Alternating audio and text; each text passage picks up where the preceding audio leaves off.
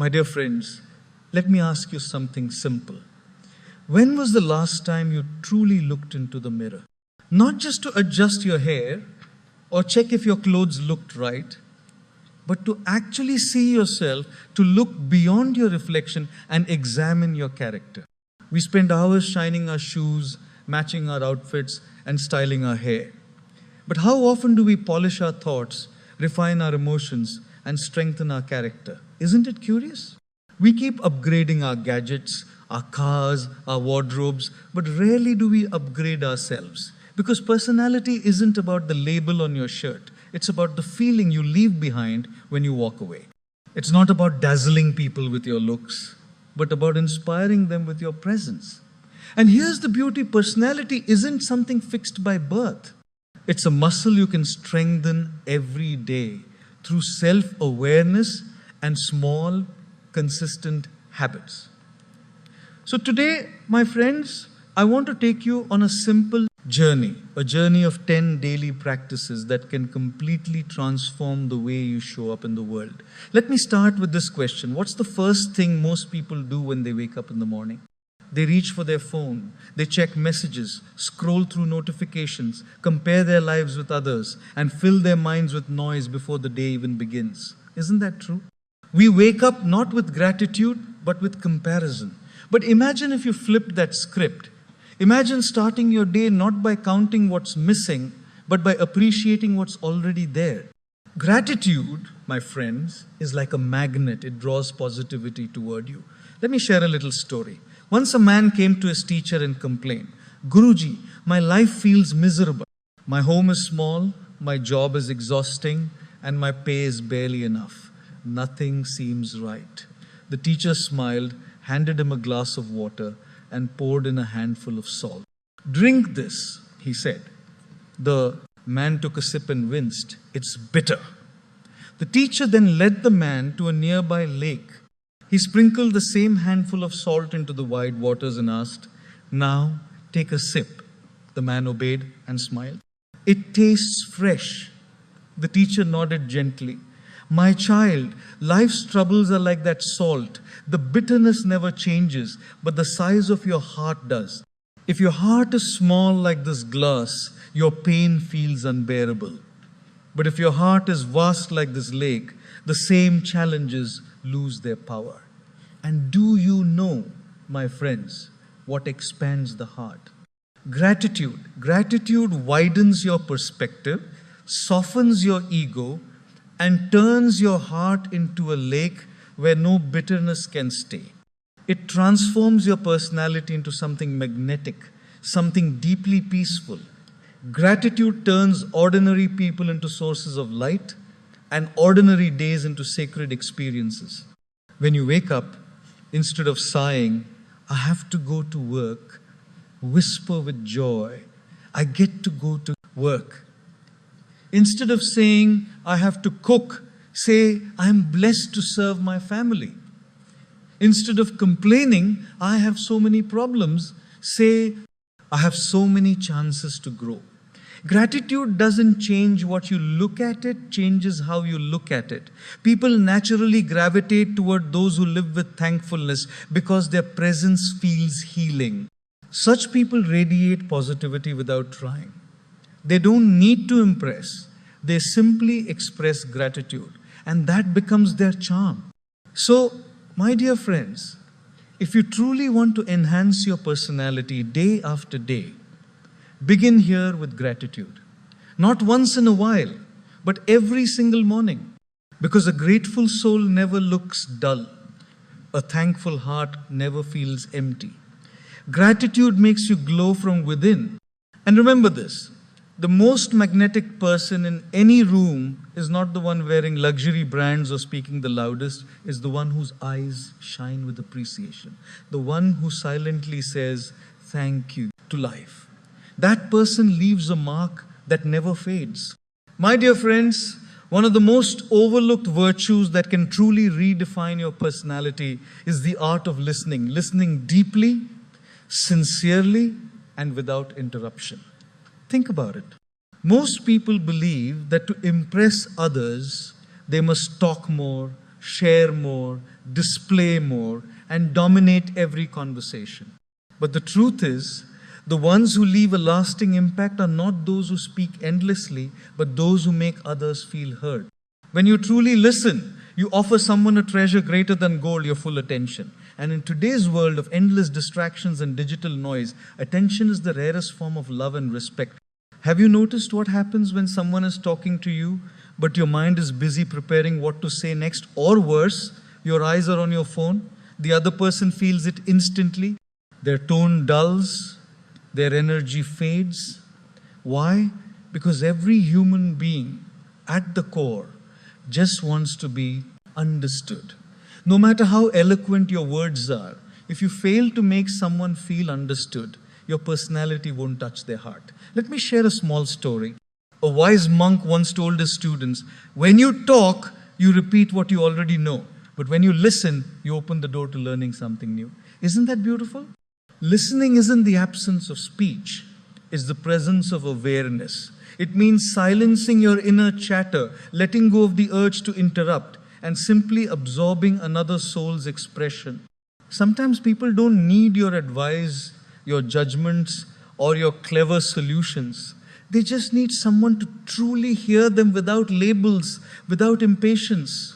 And when you offer that kind of listening, magic begins. People start feeling safe with you. They begin to trust you. They open their heart. Suddenly, you are not just another face in their life. You become a space where they can breathe. That's what makes a person unforgettable. So, my friends, the next time you're in a conversation, resist the temptation to fill every silence. Hold eye contact, nod gently.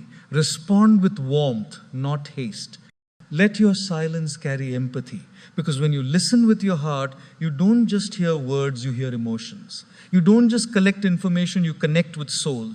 And when you connect with souls, your personality doesn't just improve, it evolves. It becomes compassionate, grounded, and graceful. Remember this, the most charming person in any crowd is not the loudest voice, but the calm listener who makes others feel valued. My dear friends, if there is one quality that glows brighter than diamonds, speaks louder than titles, and lasts longer than applause, it is humility. Humility is like the fragrance of a flower. It never announces itself, yet its presence uplifts everyone nearby. The flower does not shout, "Smell me." It simply exists, and its scent spreads naturally. That's how humility works, quiet, graceful, and powerful. Sadly, in today's world, humility is often mistaken for weakness. Many believe that to be humble is to lack confidence, to bow down, or to be submissive, but that's not true humility. Humility isn't thinking less of yourself, it's thinking about yourself less. It's not denying your strengths, it's using your strengths to serve, not to show off. Let me share a short story. Once, a young man took great pride in his intelligence. He loved to argue, to display his knowledge, and to prove that he was the smartest in every room. One day, he went to a wise monk and asked, "Master, why do people not respect me even though I'm so knowledgeable?" The monk smiled, handed him a cup, and began to pour tea until it overflowed and spilled everywhere. The young man cried out, "Stop! The cup is already full." The monk looked into his eyes and said softly, "Exactly! Your mind is like this cup, so full of pride that no wisdom, no love, and no respect can enter. Empty your cup first." My friends, that is the essence of humility. Arrogance may attract attention, but humility earns admiration. Pride can make people obey you out of fear, but humility makes them love you out of respect. When you boast, people may remember your words, but when you bow down, they remember your heart. Think about nature. The tallest trees bend the most when the wind blows. The rivers that quench the thirst of millions always flow in the lowlands, not on the mountain tops. The more you grow, the more you must learn to bow. True greatness doesn't lift its head higher, it lowers its heart deeper. And here's something profound. Humility invites growth. A proud person believes they already know everything, so they stop learning. But a humble person knows there's always something to learn from everyone, even a child, even a stranger. That's why humility doesn't just beautify your personality, it shapes your destiny. So the next time life blesses you with success, don't let it swell your head. Let it soften your heart. Say thank you. Share credit. Appreciate those who walked with you. Instead of saying, look what I have done, say, I'm grateful for what I've been allowed to do. Don't walk into a room thinking, here I am. Walk in thinking, there you are. Pride builds walls, but humility builds bridges. Pride isolates, humility connects. If you truly want to improve your personality each day, learn to rise by bowing down. That is the secret of lasting grace. My dear friends, anger is like fire. When it burns in control, it gives warmth, but when left unchecked, it can reduce everything beautiful to ashes. A little passion, a little firmness is sometimes needed in life. But uncontrolled anger, that wildfire of emotion, can destroy relationships, damage reputations, and scar our inner peace for years. Have you noticed how easily we lose our temper? Someone cuts in front of us in traffic, and instantly our blood boils.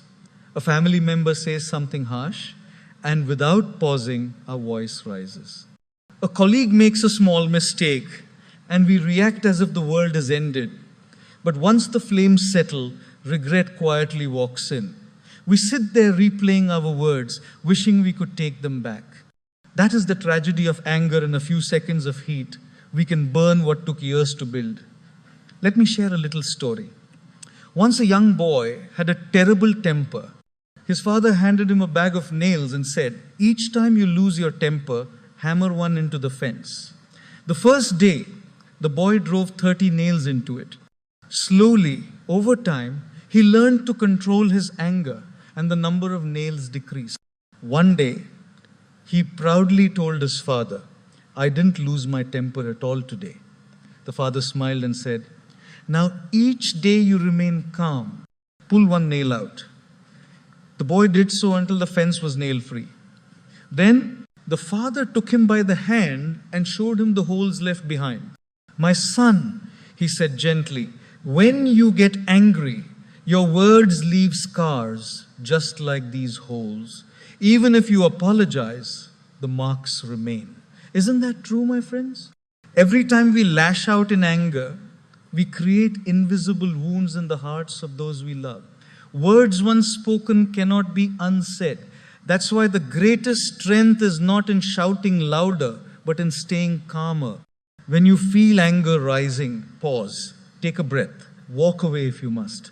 Because silence in that moment isn't weakness, it's wisdom. Every second you stay silent when you could have exploded is a victory for your peace. Remember, fire can cook your food or burn your home. The choice lies in how you manage it. In the same way, anger, when mastered, becomes assertiveness, confidence, and clarity. But when left unchecked, it becomes destruction. So channel that energy. Use it to set boundaries, not to break hearts.